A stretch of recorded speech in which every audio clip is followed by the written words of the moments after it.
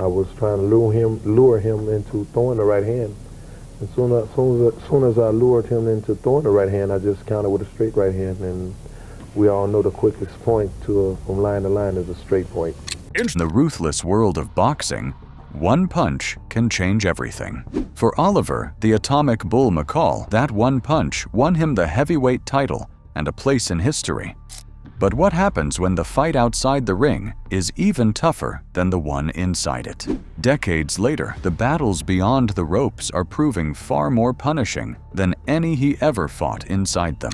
Before we get into the tragic moments, it's worth remembering who Oliver McCall really is. Not only was he a former heavyweight champion, he was also a man who shocked one of boxing's strongest boxers and a fighter known for being undefeated. In this video, we'll walk through his rise, the unexpected turns, and why, after so many years, his journey still has everyone talking. The birth of the Atomic Bull. Chicago in the 1970s and 1980s was a tough place, and for a young Oliver McCall, the boxing gym became his refuge. It was the only place where he could channel his energy and focus on his goals away from the city's troubles. He wasn't one of those fighters who wanted to prove a point. Instead, all he did was quietly train in the ring, day in and day out. As he moved through the amateur ranks, people began to see what made him different. He had a grit in the ring, an ability to take a hit that seemed almost unnatural. And when he decided to throw his right hand, it carried the weight of everything he had endured. When he turned pro, Oliver didn't start at the top. He took a path that a lot of young fighters do. He became a sparring partner. He spent years going toe-to-toe with legends like Mike Tyson, getting hit by the best in the business. That constant pressure and training in the gym is what gave him his famous granite chin. He learned to deal with big punches and still stay on his feet. Of course, his journey wasn't perfect. During the early days of his professional career, he took some losses, one significant one against Tony Tucker in 1992. Even though that particular fight showed everyone his potential, it was proof that he still needed to train more to become more than just a fighter. He continued taking fights and won almost every one of them, slowly making a name for himself. He earned a reputation as a dangerous opponent, a guy you didn't want to mess with, but he was still seen as a contender and nothing more. He was always the underdog, the blue-collar fighter who was respected for his toughness, but not expected to reach the very top or even be a champion until one opportunity came by to prove everyone wrong. This was the most talked about fight for the WBC Heavyweight Championship against the imposing Lennox Lewis. The fight was set in Lewis's home country of London, and most people didn't give Oliver a chance. They figured it was just another fight for Lewis that he would easily win. But what happened in that ring would change everything, not just for that night, but for the rest of Oliver McCall's life. The fight was stated to be on September 24th night in 1994 in London's famous Wembley Arena, which was already filled with people. The air was thick with excitement for what everyone thought would be a victory lap for their hometown hero, Lennox Lewis. Without a doubt, he had been crowned the winner because he was big, powerful, and considered the best heavyweight in the world. He was a fan favorite, and the crowd was there to watch him put on a show. Right across the ring was Oliver McCall, the quiet American who was there as the opponent and not the competition, at least to the audience. To them, it was less about a fight and more about a coronation. The energy was high, the cameras were rolling, and the stage was set for Lewis to defend his title with ease, or so he thought. The fight began, and for the first few rounds, it unfolded exactly as everyone expected. Lewis controlled the distance, using his size and skill to keep McCall at bay, and for a while, it appeared so. But McCall was only patient, sticking to his game plan, bobbing and weaving, waiting for just the right opening. If anyone was familiar with McCall's game, they probably would have known it was all a strategy born from years of sparring with the sport's heavy hitters. If there was something Oliver McCall knew how to do well, it was to take a punch. And he knew when to strike when you least expected it. When no one expected it, it happened. In the second round, Lewis threw a jab, and McCall saw his chance. He unleashed a short, powerful right hand that landed on Lewis. The punch connected squarely on Lewis's chin, and the champion for a moment couldn't believe what had happened. For a split second, there was silence in the arena. Soon after, Lewis's legs gave way, and he fell to the canvas. It was unbelievable. Just like that, the fight was over, and Oliver McCall had done the impossible. He had knocked out the heavyweight champion of the world.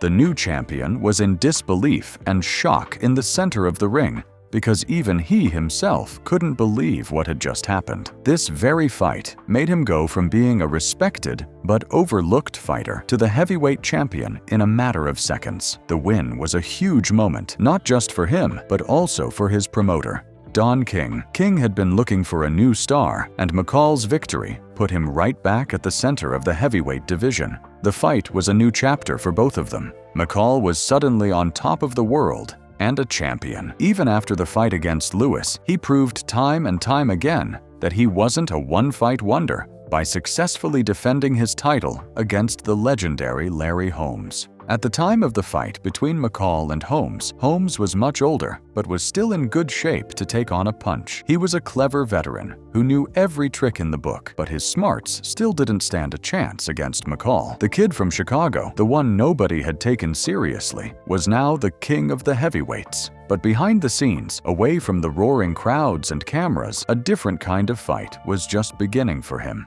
With the world title now his, the spotlight intensified. For McCall, that light didn't just illuminate his success, it also cast a shadow on the darkness he was so desperately hiding. His descent into darkness. Being the heavyweight champion got Oliver McCall all the fame and money he only ever imagined, but it also brought a new level of pressure he wasn't ready for. The spotlight that once felt exciting now felt like a burden. For years, he had been struggling with a secret addiction to crack, a problem that started long before he won the title and the fame. This problem started during his early days as a pro. During this time, he was on the road a lot, which made him lonely and somewhat depressed. So he sought this substance as a way out to deal with the loneliness and the stress of trying to make it. At first, it was just for the feeling of it, just something he could control. But as his success grew, so did his reliance on crack. And worst of all, the money he made from his big wins gave him unlimited access to these substances, and the pressure of being a champion made his need for an escape even stronger. As he became more and more successful, he suddenly was the center of attention, something he wasn't very used to. He made public appearances in interviews, and his every move was watched closely. This intense scrutiny and the expectations that came with being a world champion weighed him down. He felt trapped, and his old way of coping was no longer a secret he could keep hidden. Soon enough, the signs became more and more obvious. His behavior became erratic, his health was deteriorating, and he was missing training sessions, something he never did for years. He slowly began to lose focus and was slipping away, only to be turned into someone who would be defined by his addiction. As much as his close associates tried to hide that part of him from the public, it was only a matter of minutes before everyone saw how bad things had gotten. But what broke the camel's back for everyone was his first title defense against Frank Bruno. On the night of the fight, McCall stepped into the ring looking like a different person. Not only did he look different, but he was unfocused, sluggish, and seemed to have no interest in the fight. No one could believe the person in the ring was the same guy who had knocked out Lennox Lewis just months earlier. Bruno, who is also a tough and determined boxer, used the opportunity of McCall's disinterest and won the title. It was a crushing defeat, not just because he lost the belt, but because it confirmed that something was really wrong with McCall. In the years that followed, McCall's life became a downward spiral of legal troubles that made headlines. And by this time, his addiction had gone out of control. In April 1996, he was arrested in North Carolina and charged with marijuana possession. That summer, he got into trouble again and was arrested in Chicago for possessing crack cocaine and marijuana. With these behaviors, he was later placed on probation and spent a short time in a drug rehab center, but it soon turned out that recovery didn't help him at all. However, what would make him headline news was his arrest in Nashville, Tennessee, in December 1996. While trying to deal with his depression over a canceled fight, he allegedly threw a Christmas tree in a hotel lobby and spat on a police car. He was arrested and charged with vandalism, disorderly conduct, and resisting arrest. The charges were serious, and the incident painted a tragic picture of a former champion losing his mind. His life became a cycle of short periods of sobriety, followed by relapses and more trouble with the law. The once feared Atomic Bull was no longer making headlines for his knockouts, but for his mugshots and courtroom appearances. The boxing world watched as a great fighter's career was destroyed by his personal demons. He went from a respected fighter to always being in the headlines for all the wrong reasons, with his legal troubles overshadowing his athletic achievements. It seemed his time at the top was over for good, and yet, even after all of this, his story wasn't finished. His life was unraveling, but he was given one more chance at redemption, a shot at the vacant WBC title, and a rematch with the man he'd famously defeated. But it seemed this time, his demons followed him into the ring. Oliver McCall's life was falling apart, but the boxing industry, in a strange and complicated twist, offered him one more shot to redeem himself. The WBC heavyweight title had become vacant after Mike Tyson chose to fight someone else instead of facing Lennox Lewis. This created an opening for the WBC to schedule a match between its two top contenders, and because of his knockout win over Lewis a few years before, Oliver McCall was one of them. The rematch was set for February 7, 1997, in Las Vegas, a high-stakes moment for both men. For Lewis, it was a chance to get revenge and win back his honor, and for McCall, it was a shot at redemption, an opportunity to not only reclaim the belt, but to prove to everyone he was still a world-class fighter. But the decision to allow McCall to fight was a very controversial one. His promoter, the powerful Don King, pushed hard for the fight to happen, despite McCall's recent string of drug-related arrests and public incidents. At a press conference in December 1996 to announce the bout, King insisted that McCall was in treatment and would be ready for the fight. Behind the scenes, the Nevada State Athletic Commission, which would license the fight, had concerns about his mental and emotional state, but they were also a business. McCall had passed all his physical and drug tests leading up to the fight, and they had little legal reason to stop him. The financial incentive was huge, as McCall was set to earn a purse of over $3 million, a massive payday that everyone involved stood to gain from. So, despite all the red flags, the fight was given the green light. People wondered if he could do it again, but what they didn't know was that the real battle had already begun. From the very first bell, something was obviously wrong. Lewis was doing what he was supposed to, controlling the fight with his jab and keeping a cautious distance. But McCall wasn't fighting back. He was circling Lewis with his gloves up, but he wasn't throwing punches, just looking strange. In the third round, his behavior got even more bizarre. As the bell rang to end the round, instead of walking to his corner, he just walked in circles around the ring. The referee, Mills Lane, had to physically guide him back to his stool. In his corner, his trainers, including the legendary George Benton, were trying desperately to get him to focus, but it was clear he wasn't listening. The fourth round was a heartbreaking thing to watch. McCall only threw a few punches, and he just seemed to be covering up and walking around with a distant look on his face. The crowd started to boo, frustrated by the lack of action. As the round ended, McCall walked away from his corner again, a strange, faraway look on his face. Then he began to cry. Not the kind of crying that comes from getting hurt or a close loss. This was a deep, gut-wrenching sob. A man having a complete emotional breakdown right there in the ring. The referee, Mills Lane, a man who had seen it all, looked on with a mix of confusion and concern. He walked over to McCall, put his arm around him, and tried to figure out what was going on. McCall's trainers tried to get him to snap out of it, even slapping him on the face, but nothing worked. The tears kept coming. They let him go out for the fifth round, a decision that felt cruel given his state. He was a shell of a fighter. He threw one single punch, then turned his back on Lewis and started to walk away again. That's when referee Mills Lane had seen enough. He stepped in and stopped the fight, giving Lewis the win by TKO. Lewis, his team, and the crowd were all stunned. They had won, but it didn't feel like a victory. They had just witnessed a man fall apart on live television. In the immediate aftermath, the consequences were severe. Oliver McCall's $3 million purse was immediately withheld by the Nevada State Athletic Commission. He was handed a 6-month suspension, and the boxing world was left trying to figure out what had just happened.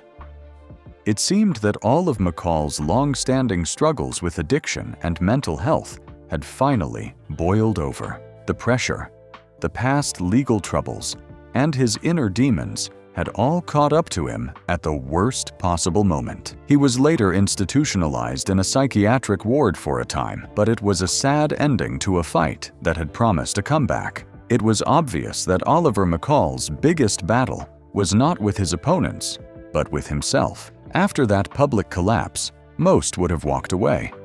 But for Oliver McCall, the ring was the only place he felt he belonged, leading to a decades-long saga of comebacks that were both inspiring and heartbreaking. Endless comebacks. For most people, a public breakdown and a career-ending suspension would be the end of a well-run career. But for someone like Oliver McCall, the boxing ring was the only place he ever felt he truly belonged, and he would spend the next 2 decades trying to get back to it. His career became a cycle of comebacks and crashes. As soon as his suspension was lifted, he was back fighting, often looking for a shot at another big name. There were moments where he showed he was still the old atomic bull.